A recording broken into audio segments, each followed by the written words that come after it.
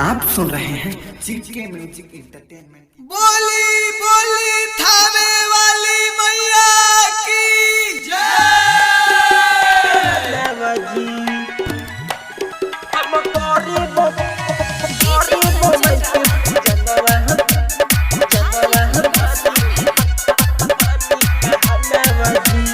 करतानी नमी पिया जाही न बजरिया माही खातिर लेके आए बलहला की चुनरिया।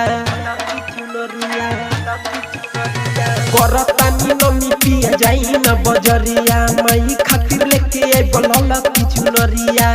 करतानी हमी होरा हमर बात मानी थोड़ा आई बमाई ला ले गहना वना चली बहाना बाजी।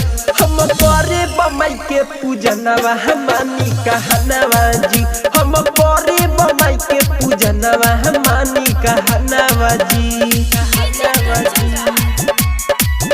हम करे बमाई के पूजनवा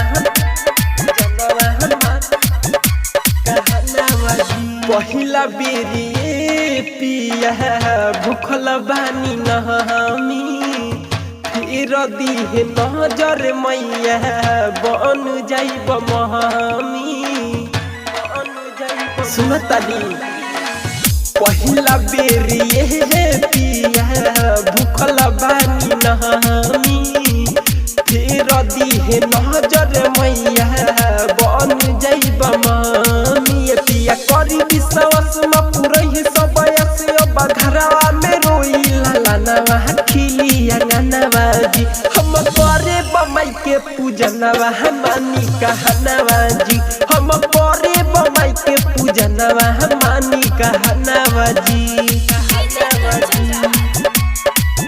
हम करे बमाई के पूजनवा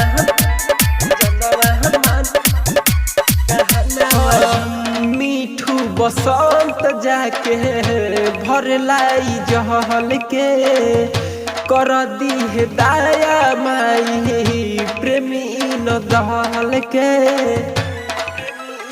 ए जी सुनतानी मीठू बसंत जाके भर लाई जहल के कर दी दाया माई प्रेमी न दहल के। देखिया दो बिटुलल हमन करे हर साल रावण पूरा जाई सारा सपनावा बैठी सनवा जी। हम करे बमाई के पूजनवा हमानी कहनवा जी। हम करे बमाई के पूजनवा हमानी कहनवा जी।